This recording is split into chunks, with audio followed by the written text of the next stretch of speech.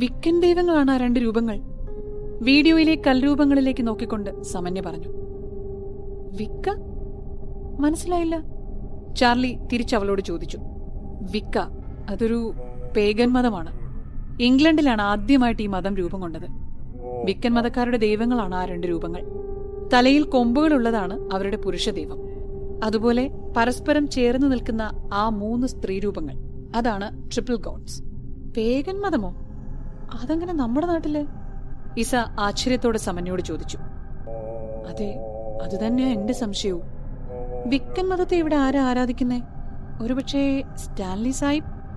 Stanley ഇംഗ്ലീഷുകാരനാണല്ലോ. ഇസ ഒരു സംശയത്തോടെ സമന്യോട് പറഞ്ഞു. Hello, please wait. എന്നെ നിങ്ങൾ കാണുന്നില്ലേ? ചാർലി സമന്യയും ഇസയും സംസാരിക്കുന്നതിനിടയിൽ കയറി ചോദിച്ചു. എന്താണ് വിക്ക, എന്താണ് പേഗൻ മതം? ഇത് രണ്ടും എനിക്കും കൂടി പറഞ്ഞു തന്നാ നിങ്ങൾ പറയുന്നത് എന്തെങ്കിലും എനിക്കും കൂടി മനസ്സിലാവും. ചാർലി ചിരിച്ചുകൊണ്ട് പറഞ്ഞു. ഓ സോറി, എന്നാൽ പേഗൻ മതത്തിൽ നിന്ന് തുടങ്ങാം. സമന്യ പറഞ്ഞു. റോമൻ സാമ്രാജ്യത്തിൽ ക്രിസ്ത്യൻ മതത്തിന്റെ കടന്നുവരവിന് മുൻപുണ്ടായിരുന്ന ഒരു പ്രാചീന മതവിഭാഗമാണ് ഈ പേഗൻ മതം അഥവാ പേഗനിസം. സമന്യ ലാപ്ടോപ്പ് ഓണാക്കിക്കൊണ്ട് പറഞ്ഞു നിർത്തി. മറ്റൊരു തരത്തിൽ പറഞ്ഞ ക്രിസ്തുമത വിശ്വാസപ്രകാരം അബ്രഹാമിന്റെ സന്തതി പരമ്പരയല്ലാത്തവരെ പേഗൻ എന്നാ വിളിച്ചിരുന്നത്. പേഗൻ മതവിശ്വാസികൾ പ്രകൃതിയുടെ ദേവന്മാരെയും ദേവിമാരെയും മൃഗങ്ങളെയും ഒക്കെ ആരാധിച്ചിരുന്നത്. ബഹുദൈവ വിശ്വാസം ഉള്ളവരായിരുന്നു ഈ പേഗൻ മതക്കാര്. ഒന്നിലധികം ദൈവങ്ങളിലോ ദേവതകളിലോ ഉള്ള വിശ്വാസവും ആരാധനയുമാണ് ബഹുദൈവ വിശ്വാസത്തിന്റെ പ്രത്യേകത.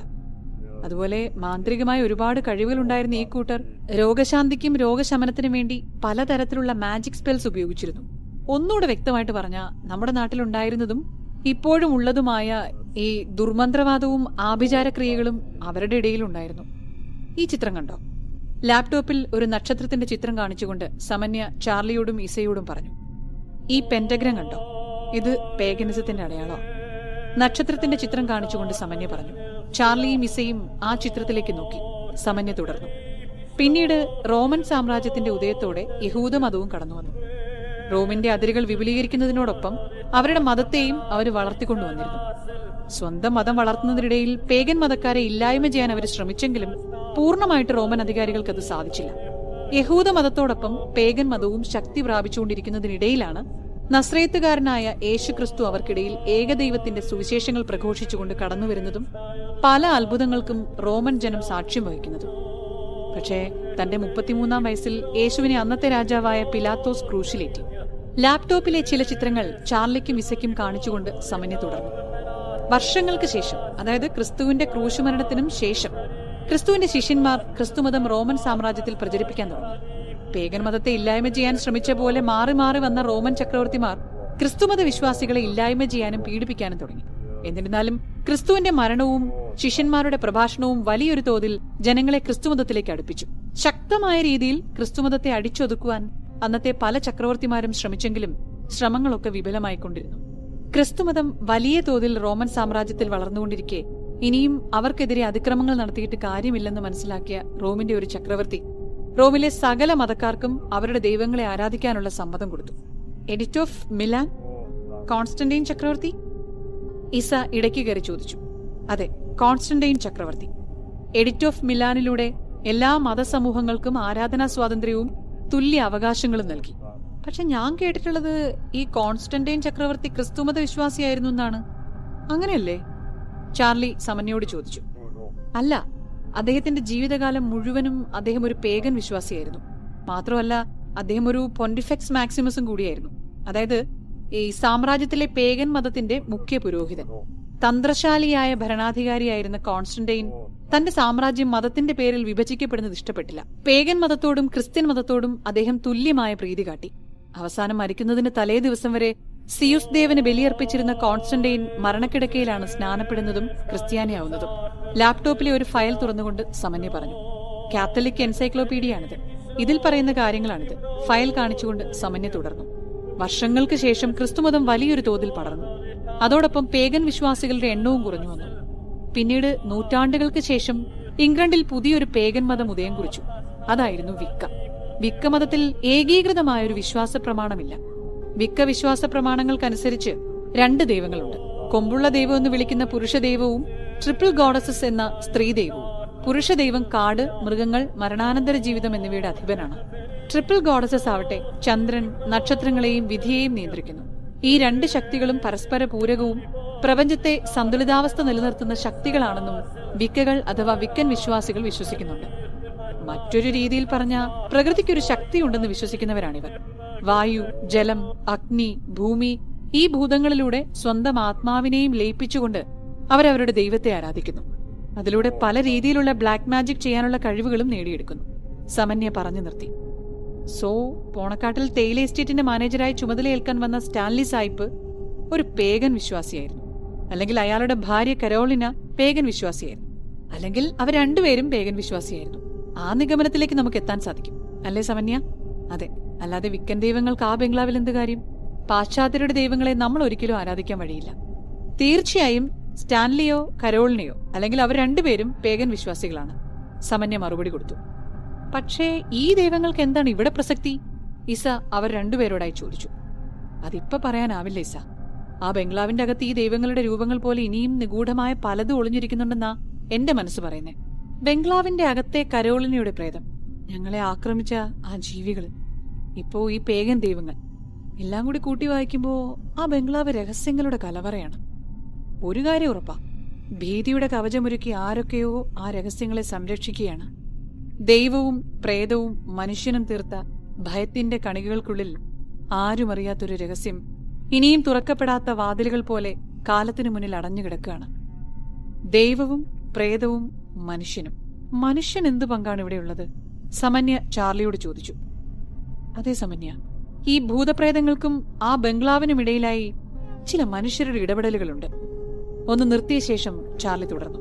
ഇന്നലെ രാത്രി നമ്മളെ ആക്രമിച്ച ആ ജീവികളില്ലേ, അവ വെറുതെ നമ്മെ ആക്രമിച്ചതല്ല. നമ്മളെ ആക്രമിക്കാനായി ആരോ പറഞ്ഞയച്ചതാ. ചാർലി എന്തൊക്കെയാ പറയുന്നേ? നമ്മളെ ആക്രമിക്കാനായ ജീവികളെ പറഞ്ഞയച്ചെന്നോ? ജീവികൾ എന്താ കൊട്ടേഷൻ ഗ്യാങ് പോലെയാണോ ചെന്ന് പറഞ്ഞാൽ നേരെ പോയി ആക്രമിക്കാൻ? ചാർലി, ഇന്നലത്തെ സംഭവത്തോടെ സ്വബോധം നഷ്ടപ്പെട്ടിട്ടില്ലല്ലോ അല്ലേ? സമന്യ കളിയാക്കിക്കൊണ്ട് ചാർലിയോട് ചോദിച്ചു. തമാശയല്ല സമന്യ. ഇന്നലെ ആ ബംഗ്ലാവിൽ നമ്മൾ ഉറങ്ങുന്നതിനിടയിൽ ആരോ കരയുന്ന ശബ്ദം കേട്ടിട്ട് ആ രൂപത്തിന്റെ അടുത്തേക്ക് ഞാൻ പോയത് ഓർക്കുന്നുണ്ടോ? ഓഹ്, ഓർമ്മിപ്പിക്കല്ലേ ആ രാത്രി. സമന്യ വളരെ ഭയത്തോടെയാണത് പറഞ്ഞത്. ചാർലി തുടർന്നു. ഇന്നലെ ആ രൂപത്തിനെ പിന്തുടർന്ന് ഞാൻ എത്തിച്ചേർന്നത് തേയിലത്തോട്ടത്തിനുള്ളിലേക്കാ. തോട്ടമെന്ന് പറയാനാവില്ല, തേയിലച്ചെടികളോടൊപ്പം കാട്ടുചെടികളും പടർന്നു പന്തലിച്ചു കിടക്കാണ്. തേയിലത്തോട്ടത്തിനുള്ളിലേക്ക് കയറി കുറച്ചു മുന്നിലേക്ക് നടന്നതും ഞാനൊരു വിസിൽ ശബ്ദം കേട്ടു. ശബ്ദം കേട്ട ദിക്കിലേക്ക് ഞാൻ നോക്കിയെങ്കിലും ആരെയും കണ്ടില്ല. പെട്ടെന്ന് മുന്നിലേക്ക് നോക്കുമ്പോ ആ ജീവികൾ എന്റെ മുന്നിൽ. ഞാൻ മറിച്ചൊന്നും ആലോചിക്കാതെ ജീവനും കൊണ്ടോടി. ആ ജീവികളാണെങ്കിൽ എന്റെ പിന്നിലും. ഓട്ടത്തിനിടയിൽ ഒരു കല്ലിൽ തട്ടി ഞാൻ നിലത്ത് വീണു. അപ്പോഴേക്കും ആ ജീവികൾ എന്നെ വളഞ്ഞിരുന്നു. അപ്പോഴാ ഒരു ബുള്ളറ്റിന്റെ ശബ്ദം ഞാൻ കേൾക്കുന്നേ. ഞാൻ അടുത്തേക്ക് വന്നുകൊണ്ടിരിക്കുന്ന ആ ബുള്ളറ്റിലേക്ക് നോക്കി. പക്ഷെ അതിന്റെ സീറ്റിൽ ആരും ഉണ്ടായിരുന്നില്ല.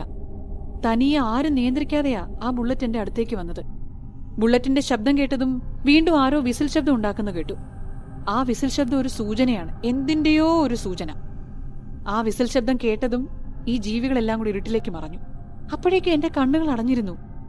എത്ര ആലോചിച്ചിട്ടും ആ ബുള്ളറ്റ് ആ സമയം അവിടെ എങ്ങനെ വന്നെന്ന് ഒരു പിടുത്തവുമില്ല. പക്ഷെ ഒന്നുറപ്പാണ്, ആ ജീവികൾ നമ്മളെ ആക്രമിച്ചതിന്റെ പിന്നിൽ ഉറപ്പായും മനുഷ്യന്റെ കരങ്ങളാണ്. ആ വിസിൽ ശബ്ദം ഉണ്ടാക്കിയത് ഭൂതമോ പ്രേതമോ ഒന്നുമല്ല. ഉറപ്പായും മനുഷ്യൻ തന്നെയാണ് ആ വിസിൽ ശബ്ദത്തിന് പിന്നിൽ. പക്ഷെ എങ്ങനെ ചാർലി ഒരു മനുഷ്യൻ ആ ജീവികളെ നമ്മെ ആക്രമിക്കാൻ പറഞ്ഞുവിടാനാകുന്നത്? അതിലെ ലോജിക്ക് എനിക്ക് മനസ്സിലാവുന്നില്ല ചാർലി. കണ്ടെത്തണം സമന്യ. ആ ബംഗ്ലാവിനെ പറ്റിയുള്ള രഹസ്യങ്ങൾ നമ്മൾ ഇവിടം വിട്ടുപോകുന്നതിന് മുമ്പേ കണ്ടെത്തിയിരിക്കും. ഫിലിപ്പ് സാറിന്റെ ബാഗ് കാണിച്ചേ, അതിൽ നിന്നും വേറെ എന്തെങ്കിലും ലഭിക്കുമെന്ന് നോക്കട്ടെ. സമന്യ ഫിലിപ്പിന്റെ ബാഗ് ചാർലിയെ ഏൽപ്പിച്ചു. ഇസ, ഇത് തന്റെ ഡാഡിന്റെ ബാഗാണോ? ബാഗ് ഇസയെ കാണിച്ചുകൊണ്ട് ചാർലി ചോദിച്ചു. അവൾ അതേ എന്ന രീതിയിൽ തലയാട്ടി. ചാർലി ബാഗിലെ സാധനങ്ങൾ ഓരോന്നായി പുറത്തേക്ക് വെക്കാൻ തുടങ്ങി. എന്താ അത്? കുറച്ച് തുണികൾക്കിടയിൽ നിന്നും ചതുരാകൃതിയിലുള്ള എന്തോ ഒന്ന് ബാഗിൽ നിന്ന് എടുത്തുകൊണ്ട് ചാർലി പറഞ്ഞു. ഒരാളുടെ കൈവെള്ളയിൽ ഒതുങ്ങുന്ന വെങ്കലം കൊണ്ട് നിർമ്മിതമായ ചതുരാകൃതിയിലുള്ള ഒരു വസ്തുവായിരുന്നു അത്. എന്താ അത്? സമന്യയും അത് കണ്ടപ്പോൾ ചോദിച്ചു. ഇസ, എന്താ ഇത്? ചാർലി ഇസയോട് ചോദിച്ചു. അറിയില്ല. ആ വസ്തുവിലേക്ക് നോക്കിക്കൊണ്ട് ഇസ പറഞ്ഞു. ഡാഡിന്റെ അല്ലേ ഇത്? ആകാൻ വഴിയില്ല. ആദ്യമായിട്ടാ ഞാൻ ഈ വസ്തു കാണുന്നേ. ഇതെന്തായിരിക്കും? ഒരുപക്ഷെ ആ ബംഗ്ലാവിന്റെ അകത്തു നിന്ന് കിട്ടിയതായിരിക്കോ? ആ വസ്തു കയ്യിലെടുത്തുകൊണ്ട് ചാർലി പറഞ്ഞു. സമന്യ, റൂം ക്ലീൻ ചെയ്യുമ്പോ വേറെ എന്തെങ്കിലും ആ ബംഗ്ലാവുമായിട്ട് ബന്ധപ്പെടുത്താൻ തക്കവണ്ണം ലഭിച്ചിരുന്നോ? ചാർലി സമന്യയോട് ചോദിച്ചു. ഒരു നിമിഷം എന്തോ ആലോചിച്ച ശേഷം അവൾ അവിടെ നിന്നും വീടിന്റെ ഹാൾ നോക്കി നടന്നു. തിരിച്ചു വരുമ്പോ അവളുടെ കയ്യിലൊരു പെയിന്റിംഗ് ഉണ്ടായിരുന്നു. ഈ പെയിന്റിംഗ് കണ്ടോ? ഇത് നിലത്ത് വീണ് കിടക്കായിരുന്നു. പെയിന്റിംഗ് മേശപ്പുറത്തേക്ക് വെച്ചുകൊണ്ട് അവൾ പറഞ്ഞു. ശരീരത്തിന്റെ അരഭാഗത്തോളം മാത്രം വസ്ത്രം ധരിച്ച അർദ്ധനഗ്നയായ ഒരു സുന്ദരിയായ യുവതിയുടെ ചിത്രമായിരുന്നു അത്. ബ്യൂട്ടിഫുൾ. പെയിന്റിംഗ് നോക്കി ഈസ പറഞ്ഞു. ഇതിന്റെ താഴെ എഴുതിയിരിക്കുന്ന കണ്ടോ? സമന്യ പെയിന്റിംഗിന്റെ താഴെ എഴുതിയിരിക്കുന്ന ഇംഗ്ലീഷ് അക്ഷരങ്ങളിൽ കൈവച്ചുകൊണ്ട് പറഞ്ഞു. കരോളിന. ചാർലി ആ ഇംഗ്ലീഷ് നോക്കി വായിച്ചു. ഓ, ഇതാണോ സ്റ്റാൻലി സാഹിബിന്റെ ഭാര്യ കരോളിന? പെയിന്റിംഗിൽ നോക്കി അത്ഭുതത്തോടെ ഈസ ചോദിച്ചു. ഈ ചിത്രത്തിൽ കാണുന്നത് തന്നെ ആയിരിക്കണം കരോളിന. ഒരുപക്ഷെ സ്റ്റാൻലി സാഹിബ് വരച്ചതായിരിക്കണം കരോളിനയുടെ ഈ ചിത്രം. ചിത്രത്തിന്റെ മുകളിലൂടെ കൈയോടിച്ചുകൊണ്ട് ചാർലി പറഞ്ഞു. കരോളിന എന്നെഴുതിയിരിക്കുന്ന ഭാഗത്ത് ചാർലിയുടെ വിരലുകൾ എത്തിയപ്പോ ചാർലി സമന്യയെയും ഇസയെയും ഒരു സെക്കൻഡ് നോക്കി. ഇവിടെ എന്തോ ഉണ്ടല്ലോ. ആ ഭാഗത്ത് വിരലുകൾ വെച്ചുകൊണ്ട് ചാർലി പറഞ്ഞു. ഈ ഭാഗത്ത് എന്തോ തടയുന്നുണ്ട് സമന്യ. പെയിന്റിംഗിന്റെ ഈ ഭാഗത്ത് അല്പം കനം കൂടുതലുണ്ട്. പെയിന്റിംഗിൽ കൈവിരലുകൾ വെച്ചുകൊണ്ട് ചാർലി തുടർന്നു. സമന്യ, കത്തിയുണ്ടെങ്കിലൊന്നെടുത്തേ. ചാർലി സമന്യയെ നോക്കി പറഞ്ഞു. സമന്യ പെട്ടെന്ന് തന്നെ ഒരു കത്തി ചാർലിയുടെ കയ്യിലേക്ക് കൊടുത്തു. ചാർലി പതിയെ കത്തികൊണ്ട് കരോളിന എന്നെഴുതിയിരിക്കുന്ന ഭാഗത്ത് ചുരുണ്ടി. ഏകദേശം 1 മിനിറ്റോളം ചാർലി കത്തികൊണ്ട് ആ ഭാഗത്ത് ചുരുണ്ടി കാണും. ചുരണ്ടിയ ഭാഗത്ത് കറുത്ത നിറത്തിൽ ചില അക്ഷരങ്ങൾ തെളിഞ്ഞു വന്നു. സമന്യ, ഇതൊന്ന് നോക്കിയേ. ചുരണ്ടിയ ഭാഗത്തെ അക്ഷരങ്ങൾ കാണിച്ചുകൊണ്ട് ചാർലി സമന്യയോട് പറഞ്ഞു. ആ അക്ഷരങ്ങളിലേക്ക് സമന്യ കുറച്ചുനേരം നോക്കി നിന്നു. എന്താ എഴുതിയിരിക്കുന്നേ?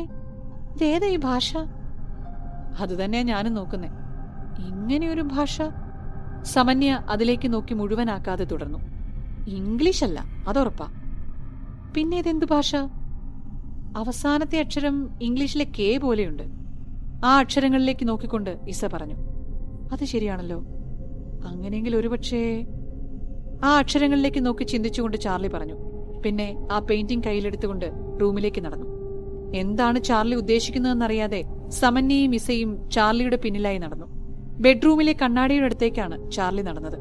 അതിനുശേഷം കയ്യിലുണ്ടായിരുന്ന പെയിന്റിംഗിലെ അക്ഷരങ്ങൾ കണ്ണാടിയിലേക്ക് കാണിച്ചു. സമന്യ, ഇപ്പൊ നോക്കിയേ, അക്ഷരങ്ങൾ വായിക്കാൻ പറ്റുന്നുണ്ടോന്ന്. Oh my god. Mirror writing? അതെ, mirror writing. Carolina is the key. കണ്ണാടിയിലേക്ക് നോക്കിക്കൊണ്ട് ചാർലി ആ അക്ഷരങ്ങൾ വായിച്ചു. സ്റ്റാൻലി സാഹിബ് ബുദ്ധിശാലി തന്നെ. കണ്ണാടിയിലേക്ക് നോക്കിക്കൊണ്ട് ഇസ പറഞ്ഞു. ആയിരിക്കാം, പക്ഷെ എന്റെ അത്രയും ബുദ്ധിശാലിയല്ല അയാള്.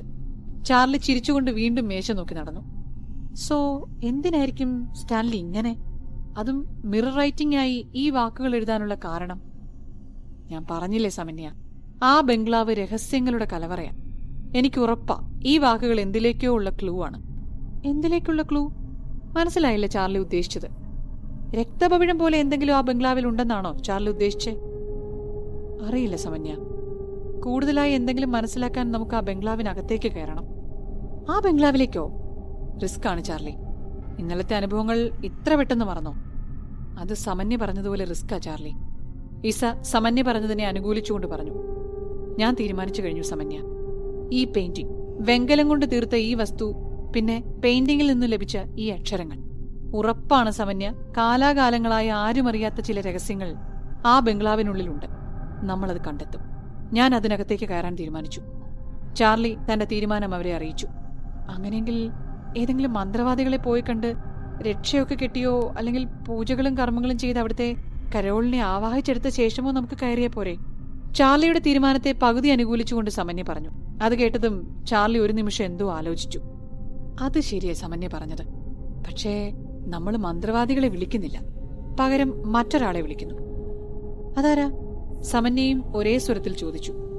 കുറച്ചുകാലം ഞാൻ ജയിലിൽ കിടന്നത് സമന്യയ്ക്ക് അറിയാലോ. ജയിലിൽ വെച്ച് ഞാൻ ഒരാളെ പരിചയപ്പെട്ടിരുന്നു. അദ്ദേഹം ഒരു സെമിനാരിയിലെ അധ്യാപകനും പോരാത്തതിന് എക്സോസിസ്റ്റുമായിരുന്നു.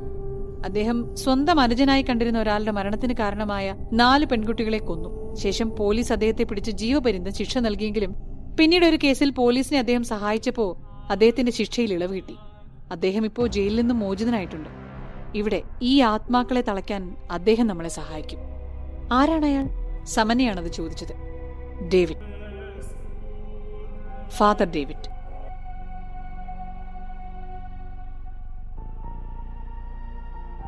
തുടരും.